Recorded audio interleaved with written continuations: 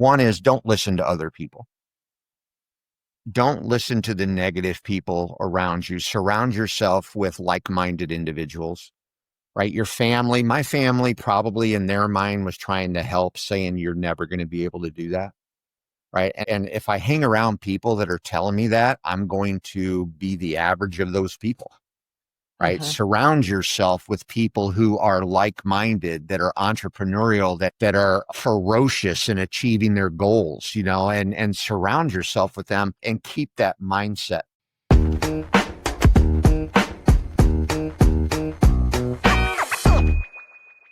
Welcome back to the N Factor, conversations with entrepreneurs who started, stumbled, and succeeded. I'm Dr. Rebecca White, and today's guest is someone who has built a career, actually several careers, on resilience, reinvention, and repeatable success. I love the story today because it begins with a young man who was told that he couldn't do something, who learned at a very young age, I think it was about 13, that he needed to listen to his own heart and follow his dreams. James R. Brown is the founder of Business Accelerator Institute and Perseverance Squared. He's coached more than 450 small firm owners, helping them move from surviving to scaling, and has personally built an $8 million law practice from the ground up. But what really stands out about James isn't just his entrepreneurial savvy, it's his story. He was raised in a working class family, and James put himself through law school and bootstrapped his first firm with little more than a mindset of determination and a refusal to quit. When he realized that practicing law was one thing, but building a business around it was something entirely different, he set out to master the skills of operations, mindset, and scale. That journey led to the founding of the Small Law Firm University and later his coaching and training companies, where he now helps others create systems-driven success. James and I talk about why so many entrepreneurs lack the mindset they need to succeed. They don't have clarity, discipline, and they oftentimes just don't have the right framework. But it really goes back to mindset. James is passionate about helping people get unstuck, not just in their business, but also in their thinking. So for today's mindset moment, I want you to think about the following. Perseverance, which is a word that James loved, he even tattooed it on his arm. Perseverance isn't just pushing through. It's learning how to keep moving with purpose, even when the path isn't clear. James reminds us that real growth happens when we stop seeing obstacles as stop signs and start seeing them as invitations to rethink, rebuild, and recommit. So whether you're a professional service provider, a small business owner, or someone navigating your next big leap, James has wisdoms and tools you'll want to hear. And I want you to listen all the way to the end because he gives two great book recommendations that you'll want to check out.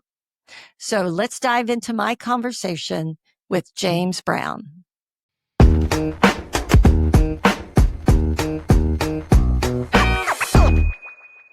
James, thank you for joining me on the N Factor today. Well, thank you so much, Rebecca. I'm glad to be here. Well, it's really fun to have you.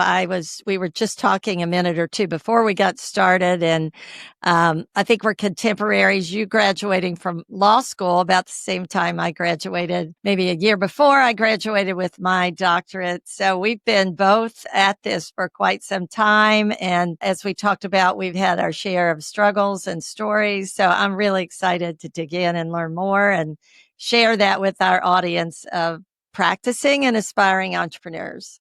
Yeah, that's going to be awesome discussion. I know looking back, when you mentioned 1993, I was like, it seems so long ago, but it's gone by so fast. Yeah, it does fly by, but you have accomplished a lot in that time, and it's so impressive. You're an attorney, and you graduated from law school in 93. And I just have to ask you, when you went to law school, because I'm married to a lawyer, by the way, Yeah. full disclosure. Okay. And when you went to law school, did you plan to practice criminal law or did you want to go into business all along? Or, I think I saw that you started your first business in 94 and grew that to 8 million in revenue. Tell us, take us back. Why did you go to law school and how did you end up becoming an entrepreneur? Yeah, very good question. For what I can't even tell you why, but when I was in high school, I wanted to go to law school. And there really wasn't at the time when I'm thinking back on why, I didn't have a why. Right. And I just knew that's what I wanted to do. I started, and I'm going to get into a little bit because I think it's important to the background, but I started dating my current wife, my only wife, let's just say it that way, when I was 17. And we'd known each other since we were 3 years old. And at Wow. 17, we started dating. And then at 18, we said, we're going to get married. And my parents promptly kicked me out of the house and said, you're never going to finish school. You're never going to be able to accomplish anything. Right. And I tell you that little bit because that was my whole childhood growing up, is being told you can't do something. Mm, Right. yeah. And it affects your subconscious mind. And it's still with me today. Right. That when I go into something new, I have that little nagging thought of you can't do something. So I'm fresh kicked out of the house. We have our wedding planned for when we were 19, which was in uh, 94 at the time. And I needed a job.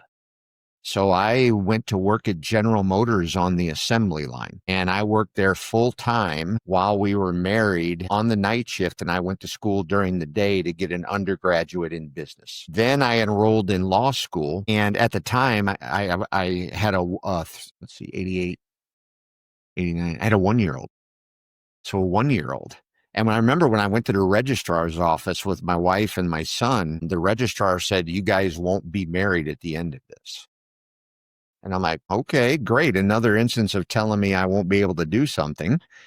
So I go to law school and I'm working on the assembly line this whole time. And Wow. I put in 10 years at General Motors. And right when I was taking the bar exam, they announced they were closing the plant. And so I sent out over 200 resumes to law firms.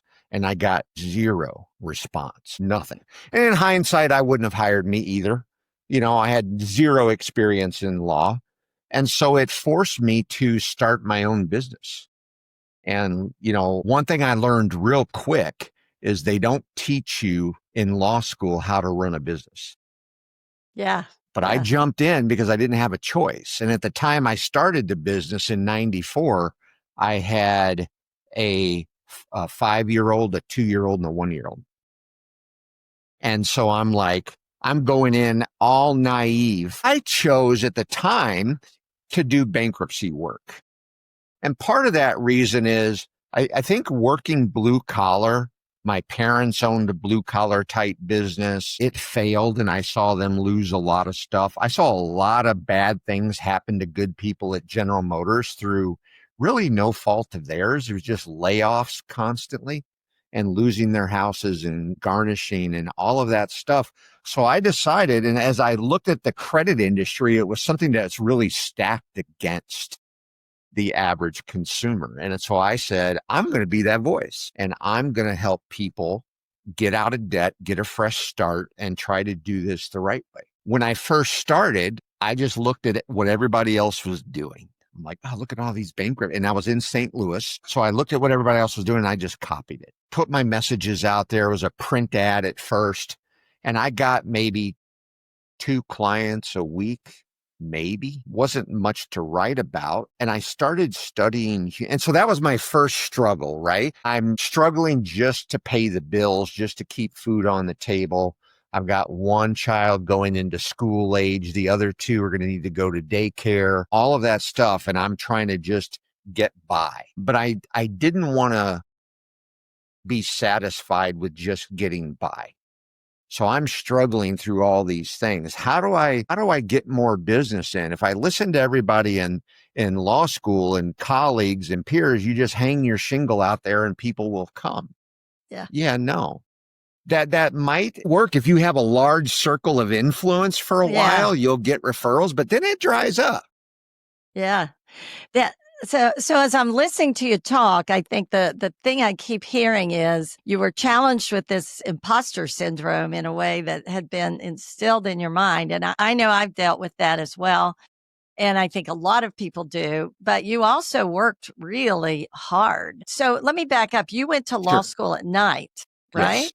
So there are only a few night law school programs. Another parallel story. My husband did the same. He went Hmm. at night and worked. And, that work ethic, I think, is something that a lot of people overlook when they want to become entrepreneurs. They don't, they don't realize how hard it is, but Yeah. you were working hard. And so I'd love to ask you, how did you think about these challenges that people said you can't do this? I mean, Yeah. what did you do? Was it just pure hard work? Did you did you find a coach or a mentor along the way? Was it your partnership with your wife, which has been amazing, that you kept that going through all of that? I mean, how did you deal with that? Yeah, I didn't find a coach or mentor along the way. My wife had a big part of it, of the success of the business and everything. I was young when I had this mindset change. It was weird. But like I told you about, getting kicked out and stuff like that. But when I was little, I had one brother, a big brother, and he played basketball and I wanted to play basketball, but I was an overweight child. My parents said, "You can't play basketball. You're too heavy." That Hmm. started the process, right? Then he played baseball. I wanted to play baseball. I was told the same thing. So I finally said, how about if I try out for Little League football? I'll go play Little League football. Sure, yeah, you can do that. And then I never made it on the field. So they didn't say anything about that. But then I'm in junior high. I guess now is middle school, but junior high. And I said, I want to try out for the football team. And I specifically, they said to me, why would you do that? You never made it on the field. And something flipped in my head. And I said, I'm tired of being told what I can do. And I was only like 13, maybe 12 at the time. But I'm like, I'm tired of being told. I'm going to go try out anyway. And as a freshman, I made the varsity football team. There you And go. I was like, that was my first like light bulb moment that I need to stop listening to other people and just do what I intend to do. And along that way, I will say that's not part of this story is developing the faith, Hmm. developing my faith and a strong faith that I can do whatever I need to. And a lot of times what we face when we're going into something new is a fear because our brains are designed to keep our bodies safe and comfortable, right? And so when you go into something new and unknown, you have all this anxiety. Your brain's saying, no, don't do that. Don't do that. But it's a terror barrier. And I had to step back and I'm like, is there really something that's going to hurt me in this? Is it going to be that difficult or is this just an illusion? Hmm. So whenever I started to face those questioning self-doubt kind of thing, I stepped back and I asked that question and I'm like, this is just BS. It's an illusion. Let's go. And we would just keep pushing forward. And that's Wow. kind of how I went on that journey. Then my wife comes in, right? And we've been married now for 41 years. Congratulations. We That's have wonderful. adult children and grandkids and everybody's seen the struggle and struggles we went to. Earlier you said he started his business in 94 and he built it to 8 million. I wish it was that easy, right? As easy as it sounded, but there were so many things that happened in there. And all of this background was really what flipped the switch. And my wife said to me one day early on, she was my office manager. She quit her job, came into the business, just me and her. And she said, at the end of the day, you do what's right and everything else will follow. Yeah. And that's how I made the decisions in the business is what is right? What am I actually trying to do here? If I go into the business with the mindset of I want to make millions of dollars, that's not the right mindset for me to go into it with. So it was, how can I keep expanding the number of people we help? That was the main goal. So every decision I made was, how do I expand that number of people? So, what great insights. I mean, there's a lot in what you just talked about. I'd love to dig into. Sure. I'd love to know, well, you moved into coaching but I'm sure you also shared this message with your children. So there's probably something there we could talk about, and then, secrets to a 41-year-old marriage. And I know we're talking about business here, but business and keeping your marriage going. Let's talk a little bit about you. You moved from your law practice where you were Yes. doing bankruptcy to coaching entrepreneurs, right? And Yes. how and when did you make that transition, and why?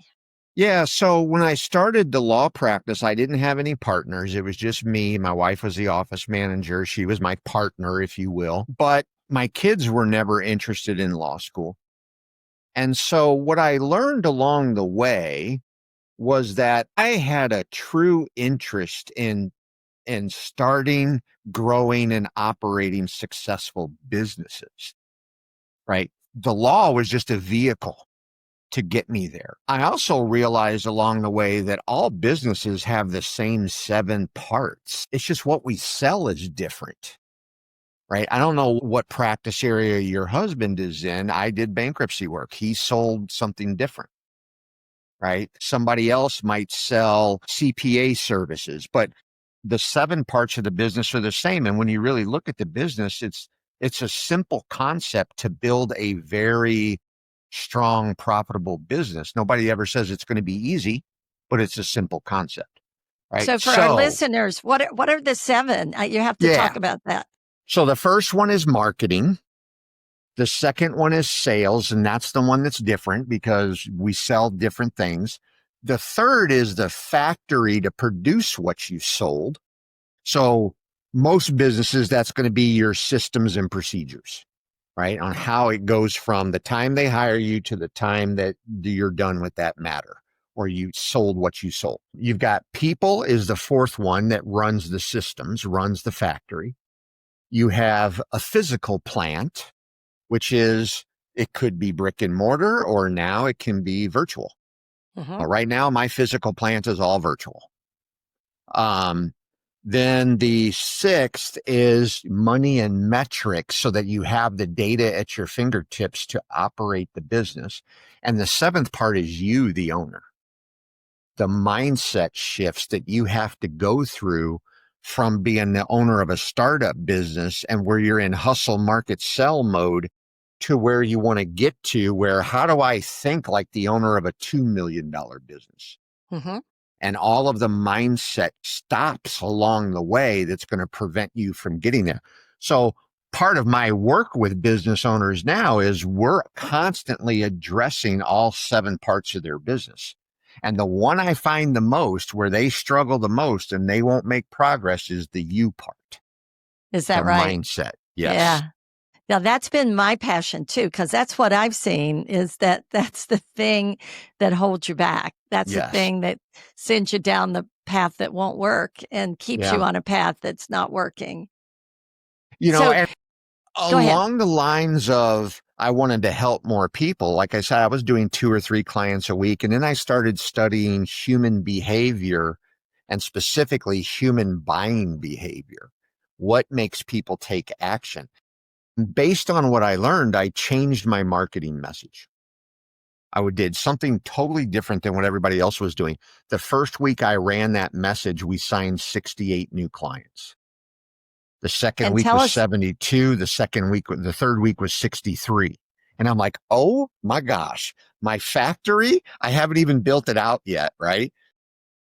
So it took off from there. And now again, I'm helping more people.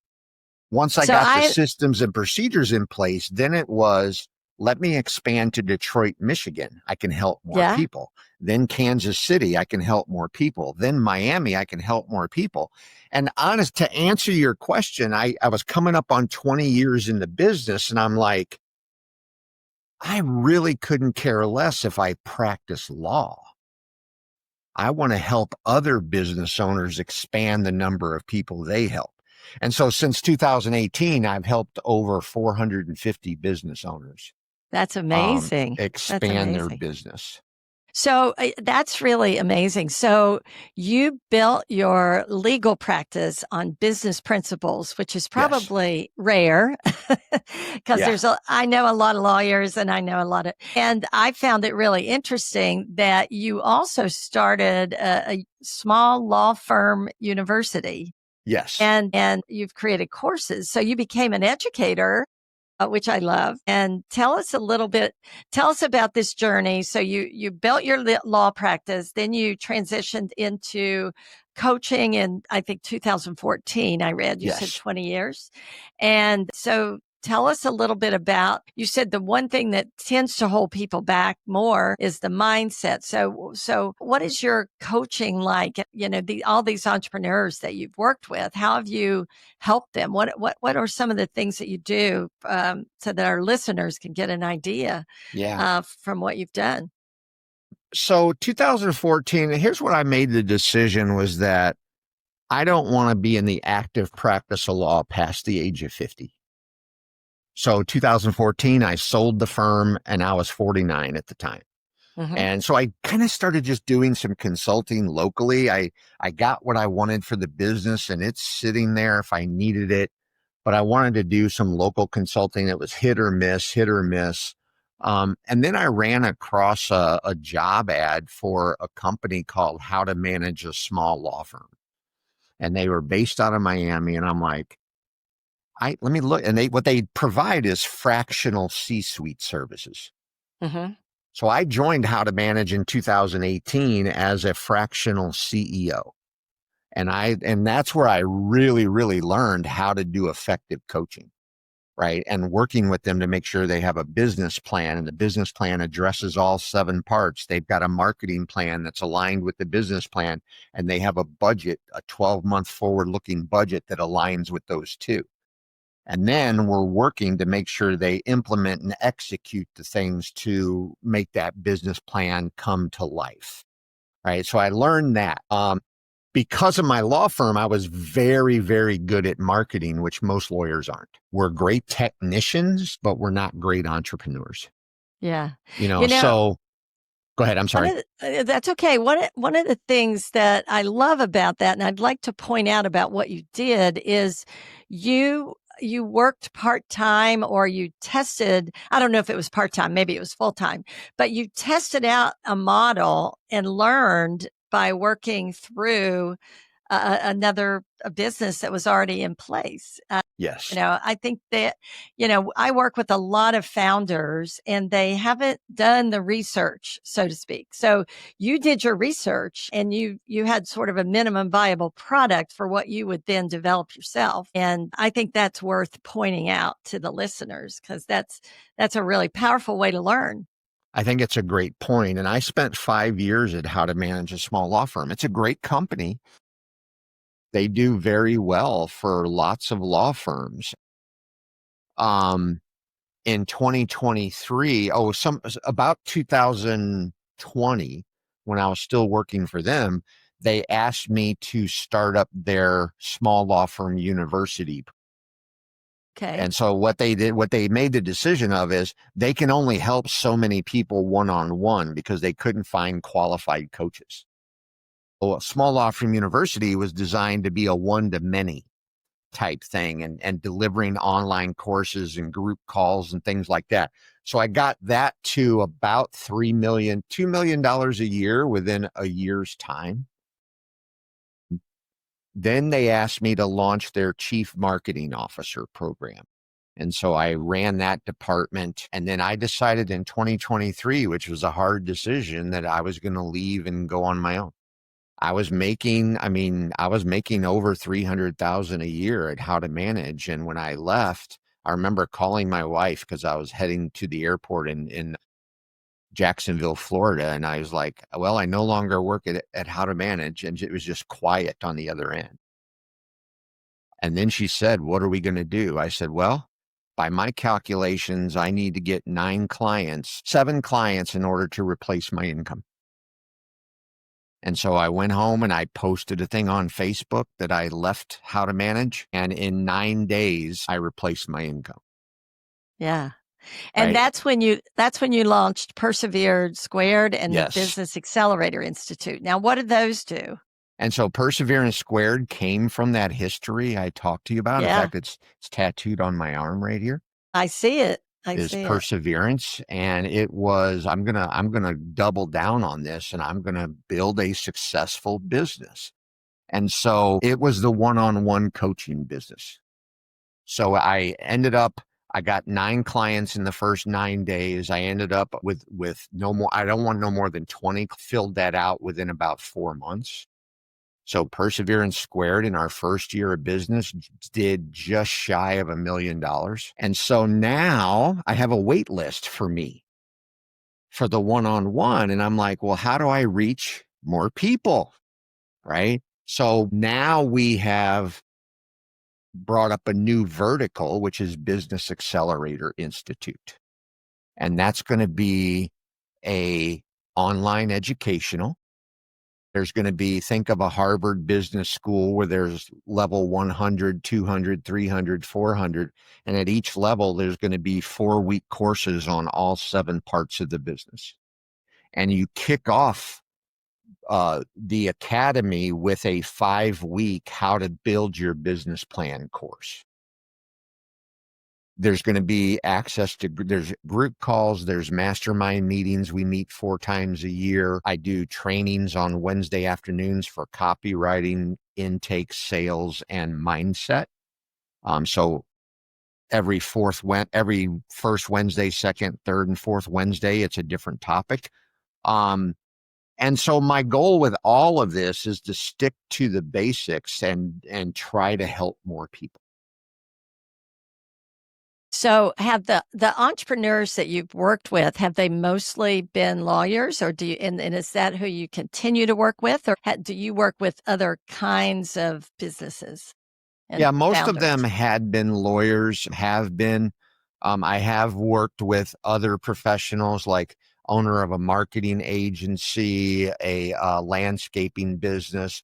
I have a business that is a hard cider company. So that's the only non-professional service business that I have.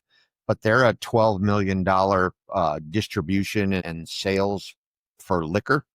Huh? They manufacture and sell. And so I'm working with them. And my goal here is, one thing I see that professionals have in common is like lawyers, they're great technicians.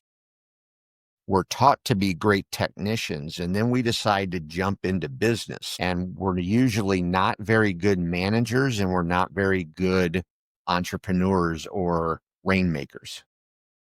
And so now I'm expanding to helping mostly people that are in other professions, doctors, CPAs, therapists, just anybody who's offering professional services. Yeah. So let's talk about professional services a little bit. Mhm.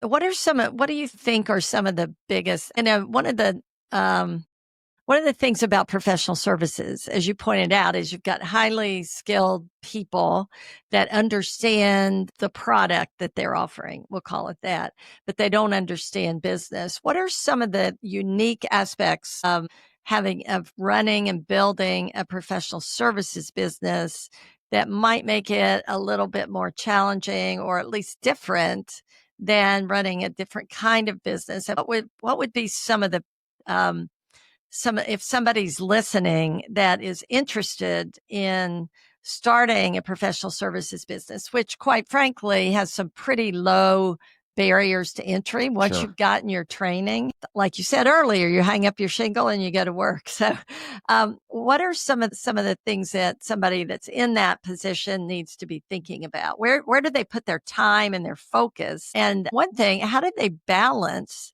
the fact that if they're offering professional services, especially if they're solo, like you were for many years, how do you manage to find the time to do all the business side? Do you do it yourself? Do you hire it? Do you outsource it? What do you do? How do you deal with that? Yeah, there's a lot to unpack right there. And One of the things that I found out when I was been working with all of these, my very first call with them, I'm like, what is your plan? They don't have one, right? Not just the business plan, but what is your plan? I asked them, why did you choose to start a law firm or start your own business over working for somebody else? Why is that important to you? Why did you choose your practice area over any other practice area? Why did you choose your specialty if it's a doctor? If it's a psychiatrist, what type of why did you choose that? And what is it that you want to achieve? So I have to start there to understand where they're coming from. And then one of the biggest struggles that they'll have is in that marketing and sales, right? When they first start, they're going to throw their shingle out. They're going to announce to their circle of influence that they started their business. They're going to get referrals and they're going to think, ooh, everything's good, right? It's all good. But one of the things that I found with referrals is it will flatten out. There's only so many referrals. That circle of influence, it's difficult. Your revenue will start flattening out year over year. So then there comes a point where we have to market to the general public. And that's where we have to be different in how we market. One of the common things professionals do is they talk about themselves, right? I've been doing this for 20 years. I have a 10.0 score on Avo. I've got all these credentials, right? My prospect couldn't care less about my credentials at the point where they are looking for help. And that was the biggest thing when I changed my marketing message, was why I went up to signing 60 plus cases a week. So I get these entrepreneurs, these professional service business owners to start thinking differently about what they're offering and what problem they're solving. And what are the pain points that their prospect has? I also get them thinking about who is their A plus avatar. Like, if you fill your business with a bunch of D&F clients or customers, you're going to end up being miserable. So who is that person you love to work with, and how do we target them, right? So we teach them all of that. Now, how do they have time for that when they're doing production? This is where the hustle, market, sell mode comes in. When you're at 0 to 1,000, you've got all the hats on. You're doing everything. And that's why you're hustle, market, sell. I went through it. Every business owner goes through it. And then there's a time where it's like, in order to grow, I need to start taking some hats off and hiring the right people for the right roles. Now, when we look at, as the owner of the business, what is the highest and best use of my time, is always going to be marketing and sales. The lowest and worst use of my time is working in the business and doing the production work. So I'm going to first start looking for people that can replace me in production, right? For me, bring on an associate attorney. If I don't have enough business for an associate attorney, I might look for a contract person who's looking for some extra work, right? Until my work level gets to the point where I hire a full-time person. But my goal is to get out of production as soon as possible. Now I can focus on marketing and sales. The next thing and this happened in my business, was when I was doing production and I had to go to court, I had to mark off my book for sales. So revenue goes down because I'm not available. So when I hire the attorney to do all the court hearings, I'm able to do sales consultations, revenue goes up. But then because I was doing so many sales conversations, I started to take my eye off of marketing, and now the number of appointments started to come down. So my second hire was a salesperson. And so now that freed me up to concentrate on marketing and oversee these people. So you start adding people to your factory based on the level of growth that we're projecting in our business plan. So I could say, okay, I'm currently doing 10 clients a week. The current staff that I have, based on the time it takes to do their tasks, are good until we get to 20 clients a week. then I need to have somebody else. Based on our marketing plan and our projections, that's probably going to be, let's say, November. All right. Now, if I want to have somebody in place in November, when do I need to start recruiting? Probably in August. It's taken a lot longer these days to get quality people since COVID and everything happened. So now we know in August we're going to start recruiting, and we're going to be able to pull a trigger and hire somebody when we need them in November.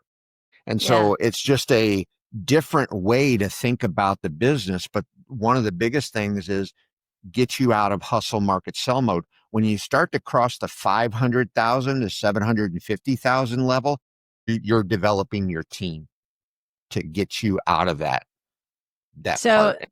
yeah, it starts with that mindset of highest and best use of your time, right? And Yes. that's probably a tough one for most professionals because they probably are still focused on content creation or on product production, as you pointed Yes. out. Well, one of the things, and I did this myself, is we have a hard time relinquishing control. I'm the best. They only hire me because of me. So how am I going to have somebody else come in and do this? Sure. And one story that I have is I had that thought when I was trying to think about hiring a salesperson. I'm like, no, I'm closing 72% of the people I talk to, right? No, I don't want to give that up. And then I hired the salesperson. And after training and all of that, in about a month, he's closing 74% of the people he talked to. And that was my aha moment that I'm not really that important in that role. So it taught me to hire people that are better than me at what they need to do. Yeah. And when you surround yourself with those people and you can focus on growth and you engineer their compensation in a way where you're getting a 4 to 5x return on every employee, the growth of the business and the profitability will take care of itself. You talked about sort of having a focus on that best customer, that avatar you talked Yes. about. Do you find, I know in the legal practice, it's kind of a natural thing to specialize because it reduces the cost for everybody, if you're already an expert in that space. But in some fields, I think providers of specialized services like consulting, business consulting, or I have a friend who's a nutritionist, and there are a lot of different types of people that she can help. Do you have a process or a methodology for helping someone who's going to enter into a services business to identify the market they should focus on? Because quite frankly, I think as you've pointed out, that messaging gets simplified and you can really clarify what you're doing when you focus in on a specific audience or a specific Yes. type of customer. And until you do that, you're kind of all over the place and you're kind of reliant, like you said, on your, selling your own credentials rather than solving their problem. So Right. how do you help people get to that point of understanding what market they should really be focusing on when they've got a wide, a variety of markets available to them? Yeah. And what I tend to do is in the initial calls, I'll have conversations with them about what type of problems are they wanting to solve and why is that important to them, right? For me, it was important because of my background to help as many people who are struggling under debt that they would never get out of. So just the way the interest rates are and compounded interest and all of that, and people making minimum payments, they're never going to get out of it. And so it's the reason that's why I wanted to help that kind of person. So if I have my reason why I want to help them, now I can focus on what does that individual look like? Right? Okay. People with debt, they're probably not the youngest individuals, right? So my avatar was like 30 to like 65, right? And it was primarily females because it was a lot of single parent households. Um, that people I had talked to, people I worked with at General Motors, and they were blue collar workers. They were manufacturing workers, or they were delivery drivers, or they worked in the nursing industry. Mm-hmm. Through having conversations with people, and this goes back to the research, people worked more than one job, sometimes three, just to try to put food on the table. So I started to narrow down not just the practice area that I wanted to do, but the type of person that I wanted to help. Because here's one thing that I realize is we can't help everybody. It's physically impossible for me to help everybody that needs a bankruptcy case or debt relief of some kind. And if I try to help everybody, I'll end up helping nobody. Mm-hmm. So get very specific on who it is that you want to work with, right? It could be the personality. There's times where I've put, can't use this word on your show, a-hole tags on certain people because they just are somebody I'm not going to subject my staff to, right? So once we know who that avatar looks like, we put it on paper, we give them a name, we put a picture to it so it makes it real, right? Now I'll start digging in further. What's keeping that person up at night, right? The single mom who has 3 kids and 3 jobs, she's worried about losing the roof over her head because they'd have no place to go. She's worried about the garnishment on her check because they're taking 25% of her pay and she's struggling just to keep food on the table. She's worried about having a safe place for their children, right? So now I know what's keeping her up at night. I can create marketing messages that appeal to that. Next is, where do they get their information from? I learned this. I was in a mastermind group with a bunch of personal injury lawyers, and they were talking about radio. Radio's killing it. We're doing radio. And I'm like in this group just taking notes, and I'm again copying what they were doing. And I said, what radio stations are you on? They're like, news radio, talk radio, sports radio. I'm like, whoo, I flew back to St. Louis and I took $10,000 and I threw it at sports talk radio and I got 0 calls. And I'm like, wait, how's that possible? It's working great for them. So I started asking people that came in. I said, let me ask you a question. Do you listen to the radio? And they're like, yes, I do. Okay, what stations? Magic 108, Jazz 101. Magic 108, Jazz 101 they kept saying it over and over. So I took that $10,000 again and I put it on those stations and the phone rang off the hook. And that was my big lesson, that I need to understand where they get their information from. What I love about that story is that you learned through failure. And I say that with quote unquote. There's a lot of failures along the way. And that's why that quote on that tattoo on your arm, perseverance, matters. It's executing past failure. And you took what you learned and you didn't say, okay, radio doesn't work in this case. You said, the way I'm using radio doesn't work. So I'm going to change that. And so that story demonstrates the importance of that, I think. I have to ask you about those periods. You have been, like myself, you've tried a lot of different things and you've moved from a lot of different careers, legal practice to coaching to entrepreneur. I think you're doing some real estate now, real estate assets, I read. So you've constantly reinvented yourself over and over. I've done the same. I love it. But talk to me about this transitionary period. Like, what was your most challenging pivot or change, and how did you navigate it? And how do you think about this transition from one thing to another? Yeah. So it really was a mindset switch for me, right? At first, it was do what you have to do to survive. Get this business started. You got young kids. You got to do what you got to do. But by learning these things and the business constantly growing, what happened along the way was I built the business so I didn't have to be there past 4:30. We were open till 7 p.m., but I didn't need to be there. So I didn't miss any of their school events, sport events. I traveled for their hockey tournaments. I volunteer with the Red Cross. I'd be gone 30 days at a time. My business doesn't miss a beat. I was given everything that I wanted, right? And now as my kids became adults, I see them all working in blue collar type businesses as employees. And one of the mindset shifts I had was that if something ever happens to me, what is there for them? So now my goal now is building a business that's not centered on me. Right. If I had to stop coaching today, my son couldn't step in and do it. Right. So they're all part of the business now.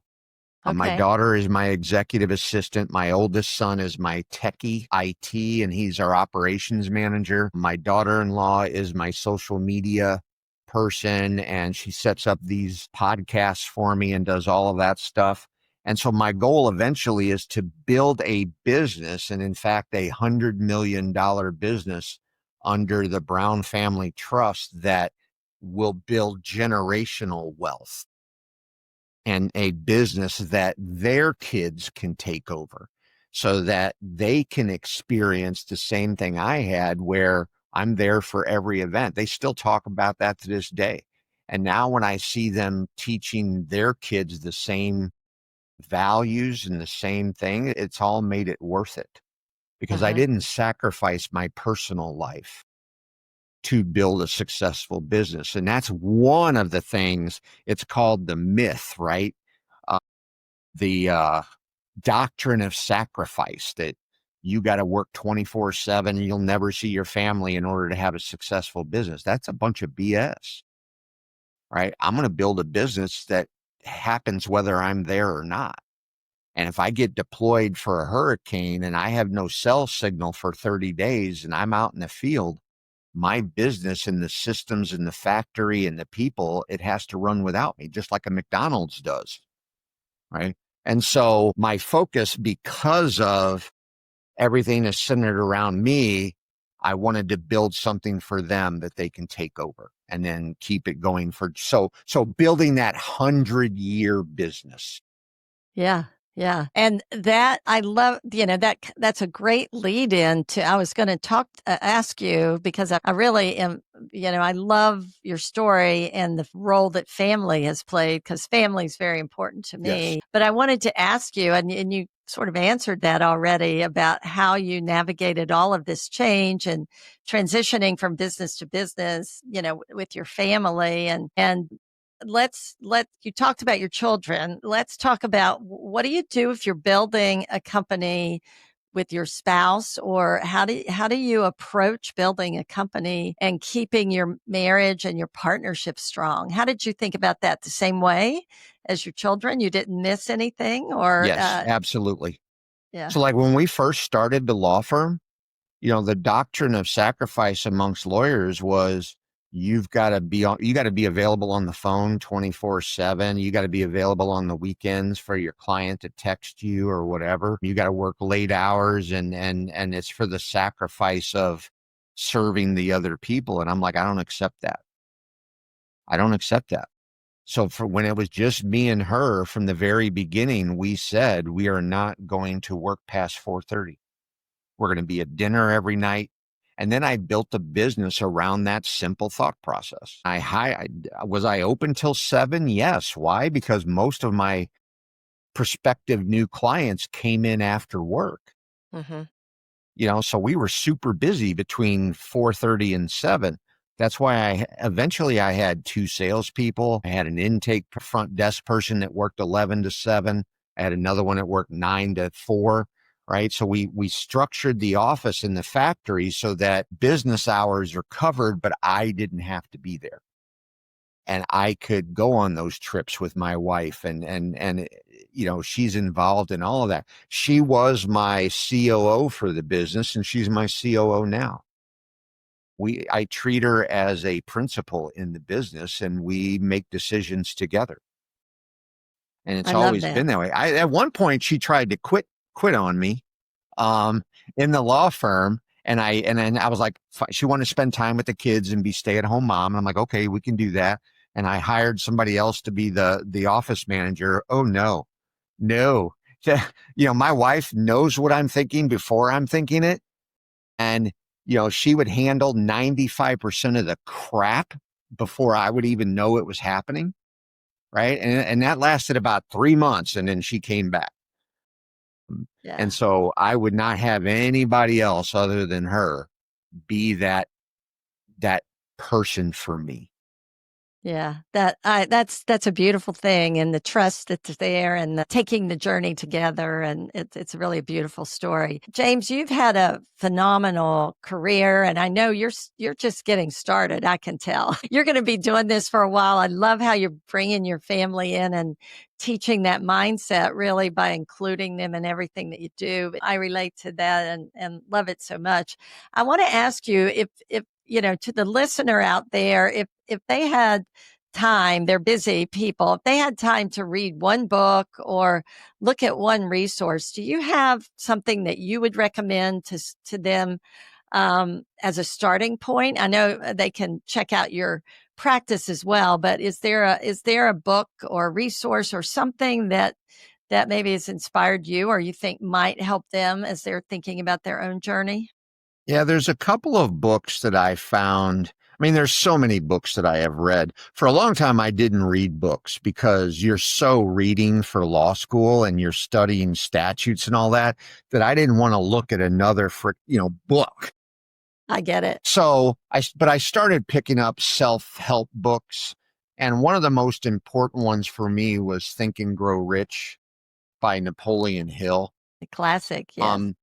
The one of the biggest lessons in there for me was, it was called 3 Feet from Gold. And it was about, back in the gold days and everybody rushing out west. And this guy left his family and he bought a piece of land and he's out there by himself just digging for gold and digging for gold for years and years.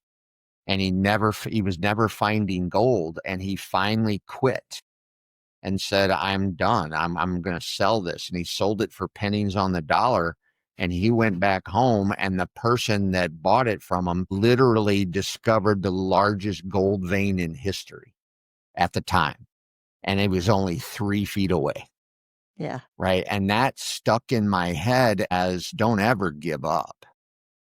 Don't ever give up. You mentioned earlier about, I tried the radio and it was a failure. It was, right. One of the things I learned is I don't put labels on anything, right? I know going into this that it's either, I have a projection of how it's going to work.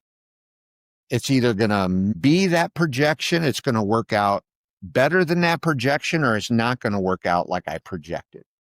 But either way, I'm going to learn something from it. Yeah. Right. If I'm in the, oh my gosh, this is a failure, this is horrible, I can't do nothing about it, that's the mindset that you get into, and it's difficult to get out, which is the other book that I read called Energy Leadership. And it's by Bruce Schneider. And it Okay. talks about the different energy levels that people have. There's 7 energy levels, 0 to 7. 7 basically in the book he describes as God. Nobody's going to be there except God. 0 is what we think of like when you think about the stages of grief and, you fall into that victim kind of mode. Oh, everything's against me. I can't do anything about it. When you're in that mode, it's very difficult to be creative and find ways out of it. Right? Because you're like, oh, it doesn't matter what I do. I had a situation one time where payroll was due in 2 days. It was $15,000. I looked in my bank account and we had like $1,100 in there. And I could have easily said, my goodness, what are we going to do? I'm not going to be able to pay people. I just can't. There's no way I can do this. And I said, you know what? And I realized it's not going to change the facts. There's $1,100 in there. So what? It is. It just is. It's not good. It's not bad. It just is. And that freed me up to start thinking, okay, let's call the people that are on payment plans. Let's call the people who are in default. Let's try to increase sales. Let's do this, this, and that. And it frees you up to find creative ways. Low energy level is level 0. It's the victim mode.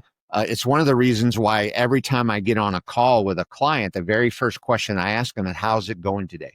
And I'm gauging their energy level. Oh, well, the current administration, and ICE and everything, my business is scared to do anything and I can't do anything about this.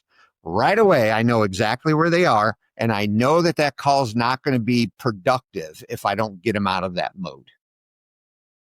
What a Right. So the great, next, yeah. the next level of energy is anger. Right. So I had this one professional service business owner that was like, well, my staff, they just won't do what I want them to do. And like I gave them, I put some files on this person's desk and for them to do it. And then when I came in this morning, it was on my desk with a note that said, I don't have time. Right. And he goes, this is just frustrating. I can't do anything about this. And so I recognized that he was in that victim mode. So to get him out, I got to move him through the anger mode. And I said, let me ask you a question. This is out of all love and respect, but why in the F are you tolerating that? Why are you tolerating it? You're the owner of this business. And he sat there for a second, kind of silent. He goes, you know what? Why am I tolerating this? This is a bunch of crap. I'm like, yes, it is. He just moved through the anger mode. And I said, now let's talk about what we're going to do. Now we're in energy levels 3, 4, and 5, which is the creative mode. Right. And so those two books has helped me so much when I run into a roadblock. Yeah. It was unanticipated, but facts are facts. It's not going to change it. I'm not going to slip into, oh, this is horrible. When I do that, I tend to develop limiting beliefs. Radio doesn't work. I tried that once. Right? No, radio works. It wouldn't be around if it didn't. But let's try it a different way. Right? So those wisdom. 2 books have been superb in changing my mindset about so much wisdom in that. And I was familiar with the first, but not energy leadership. And I wrote it down. So I'm going to check it out. That's a great recommendation, James. And I appreciate that. Before we close, I want to ask you if you had one piece of advice, something that you wish you'd known before you started this whole journey, maybe that you could share with our listeners, what would that be? I think that one of the biggest pieces of advice, really, there's going to be 2, and I'm going to keep it short. One is don't listen to other people. Don't listen to the negative people around you. Surround yourself with like-minded individuals, right? Your family, my family probably in their mind was trying to help, saying you're never going to be able to do that, right? And if I hang around people that are telling me that, I'm going to be the average of those people, right? Surround yourself with people who are like-minded, that are entrepreneurial, that are ferocious in achieving their goals, and surround yourself with them and keep that mindset. The other thing I would say is when you're growing a business, you want to have a mindset that not everything is an expense. We look at things and we're like, oh, well, marketing's an expense. No, it's not. If I said, look, Rebecca, if you give me $10 today and I give you back 100 next week, would you do that? It's an investment, not an expense. Everybody says, yes, I'll do that. So, because when I tell them I spent $25,000 a month on marketing, they're like, oh my goodness, how did you afford that expense? I'm like, I was making $360,000 a month from that. Why is that an expense, right? And they look at employees the same way. I can't hire somebody. That's another $50,000 a year in an expense. No. If I hire an attorney, let's say I hire an attorney for $100,000, right? But I bill that attorney out at $350 an hour times 1,500 hours a year. He generated $525,000 for me, and he only cost me $100.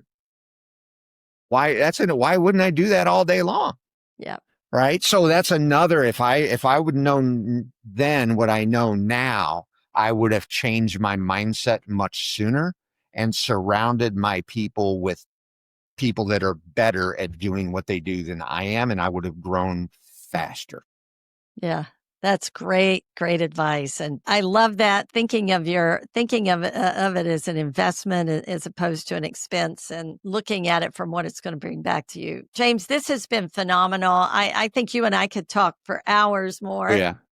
We have a lot, I think, in common, and it's just been wonderful. You've achieved so much, and I appreciate you sharing your story with our audience and with me, and your time today. And I wish you well with that beautiful family and your business and your legacy that you're building now, your 100-year Brown family legacy. So, Yes. congratulations on all that. And where can our listeners find out more about you and your businesses? Yes, I got my team is actually building a landing page just for your visitors. Wonderful. It'll be Business Accelerator Institute / and I don't know what it is yet, but as soon as I have it, I'll give it to you so that when you have it Okay. go live and it's in your show notes. But for now, they can go to businessaccelerator.institute and there's a way where they can get a hold of me on the landing page. We're going to have a free book download that they can get. And then also they can set up a free 30-minute call with me just to kind of diagnose and see where they're at and give them some advice, no obligation, no anything. And so all of that will be available to them, in the show notes where they can find Wonderful, out more wonderful. info. Thank you. We'll have that in the show notes, and we appreciate it. James, thank you again for joining me, and have a wonderful rest of the day. Thank you so much, Rebecca.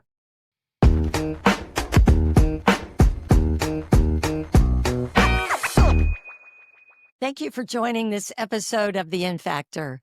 I hope you enjoyed my conversation with James Brown, a true example of what happens when persistence meets process.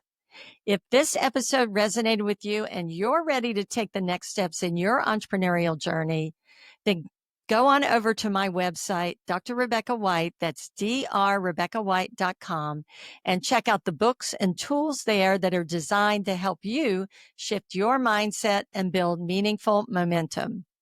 And if you haven't already, be sure to subscribe and leave us a review. It helps others like you find their way to the mindset, tools, and inspiration to do work that matters. Until next time, keep choosing yourself and keep showing up for what matters the most.